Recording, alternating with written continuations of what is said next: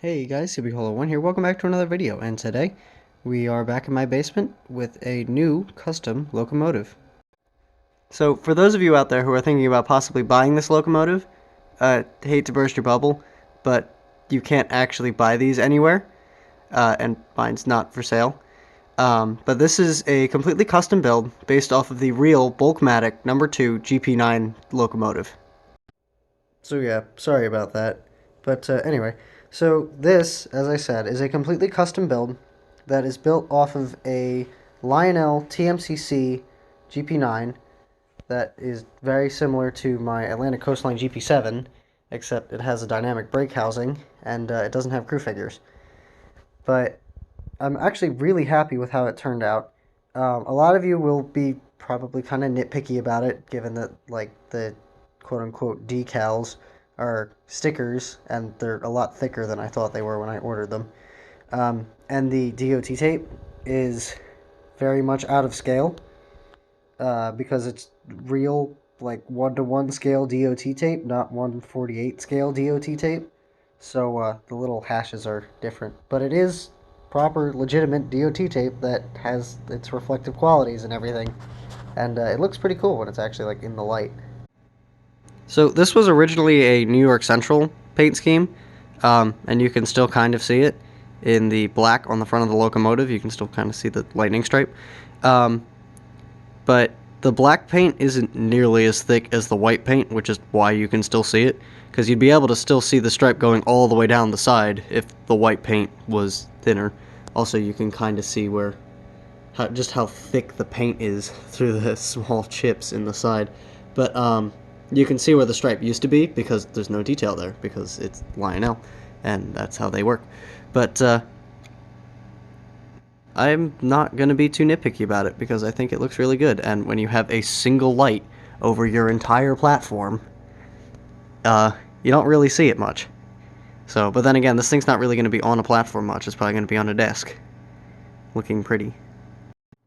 And keen-eyed viewers may note that there's a very distinct bulge in where the number boards used to be. On the actual thing, the number boards are blacked out. I tried painting over it, and it didn't really work that great, and I'd need a really thick coat of paint to actually like block all the light. So what you're seeing there is actually electrical tape. I cut electrical tape and put it over top of the number boards, and then put it back into its little slot so that it kind of looks somewhat flush. But yeah, so that's why that looks like that, if you were wondering. So this locomotive actually operates in Chicago Heights. My dad saw it one day while he was at work and took a picture of it and sent it to me. And after that, I wanted to build a model of it. I'm in a model railroad club up the college I go to, and they run HO. Obviously, I run O. So if I made a model of it in HO, I wouldn't actually be able to run it here, because I'm pretty sure you can't just make the center rail positive and the outer rail negative and just run an HO train halfway through. That's not how that works. But I figured if I could find an O-gauge GP9 and repaint it, I could give it to my dad, and he could possibly run it, but it would probably just end up sitting on his desk, which I'm totally fine with, because that's kind of what it was built for. So I did the first take of this, and said there's a couple discrepancies between this model and the actual thing, and then started listing them all and realized there's a lot more than just a couple discrepancies between the model and the real thing. So one of them is there's no DOT tape going across the front. My dad said that he didn't really like the way it looked and didn't really want it on the model, so I didn't put it on the model because it's technically his. Another one is that the stairs are not painted orange. On the real thing, the stairs are painted orange. I didn't get around to painting that. On the headlight, the front of the headlights have an orange accent to them. I didn't paint that. As for the things that I really can't fix, the beacon is supposed to be on the front of the cab, not the back. Again, I can't fix that. The horns are in the wrong position, but I can't fix that. The railings are a little thick, but I can't fix that. and the detail on the sides isn't as good as it kind of could be. Um, but again, I can't fix that. That's just how the model's done. One thing I could have fixed, but didn't, is that the little buttons down here on the fuel tank are usually, like, the outsides of them are painted orange. I didn't do that because they're really small details, and doing that would have been an absolute pain in the neck. Also, the DOT tape going down the side is not perfectly spaced. I kind of just eyeballed it. I wasn't super concerned about it. Neither was my dad. But, like, as you can see there, they're, like, definitely not evenly spaced. Also, the lettering is really thick. Also, this is a lot lower. It should be, like, flush up against the bottom of the window. But the railings are too low and it covers up the letters more than it already is. So I couldn't do that. And on the real thing, one of the windows has a pillowcase in it. Instead of windows, from the pictures that I found. I decided against doing that. So they both sides have, like, proper windows. So here's the other side of the model. Personally, I like this side more because the Bulkmatic de Mexico logo is, like, the words are more centered on the model, whereas on the other side, the words are all the way up against the side. Other than that, it's exactly the same, except the DOT tape is slightly better on this side. But again, the logo is a little bit lower, horns in the wrong position, etc. So as the creator of this model, and now as you the viewers, because I've pointed everything out, I see a lot of flaws in this model, but overall, I'm pretty happy with it. I think my favorite part is probably the orange handrails that are on the front and on the back. When I originally did this, I was kind of arguing with myself as to whether or not I was actually going to do the orange handrails, or the grab irons rather.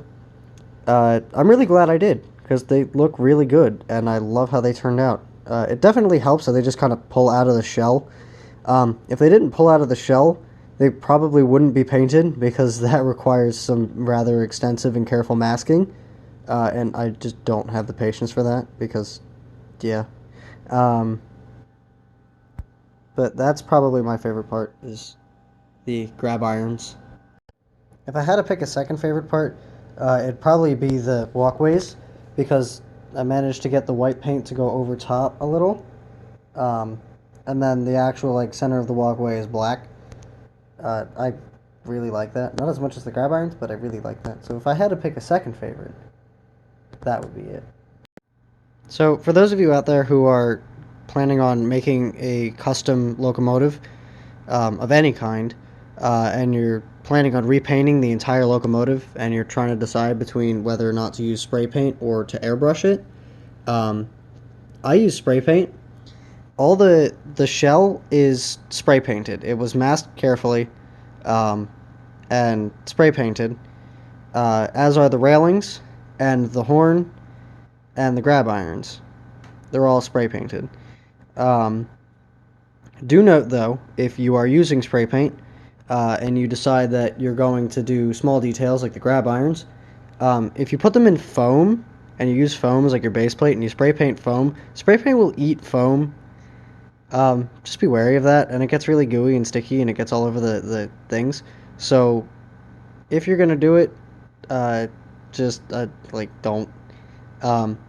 Either have them sitting flat on something wood, or if you need them to be secured, use, like, alligator clips, attached to, like, popsicle sticks or something, or toothpicks. But this was entirely done with spray paint. I was debating airbrushing it. Spray paint's easier, and if you have a good can of spray paint, it can come out really well. Also, if you're looking for something to spray paint things in, pizza boxes are great. And if you were wondering how I did the paint on my GG1, this is also spray paint. So yeah, again, if you're trying to figure out if you want to use spray paint or airbrush, this was done with spray paint, and it actually looks pretty darn good. Alright, so now that I've been blabbering on for you know how long, because you can just look at the video, but I can't, and there's a dryer going in the background, we're gonna actually do some running things, which will hopefully be more interesting than me talking. So I'm gonna be running it with some, like, super 2020 prototypical cars, because that locomotive actually does run today. But yeah, so these things are 100% around today. If you don't get the sarcasm, there's sarcasm there. This one is this is my newest car that I bought for Ogage. This is the build date 642, so it's not horrible. This is a K-line 2-bay coal hopper, obviously Pennsylvania Railroad. It's a pretty nice car, but I'm probably not going to be doing a review on it, so this is, I guess, all the screen time it'll get. Including the run sessions, and when I'm inevitably running it behind another train in a future video.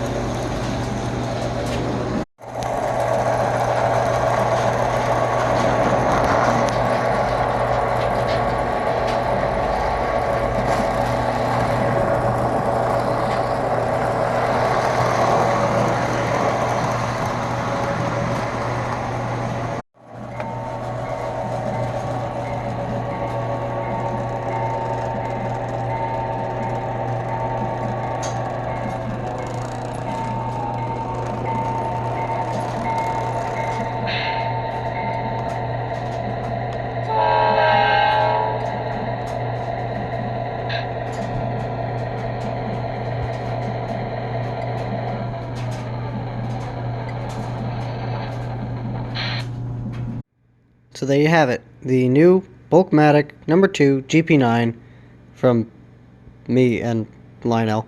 Let me know what you guys think of this engine in the comment section. I really like it. I think it turned out well. Obviously there's a couple things that could be better, but you know, nothing's perfect. So yeah, I am CW Hollow 1, and have a good day, or maybe good night in your case. See ya.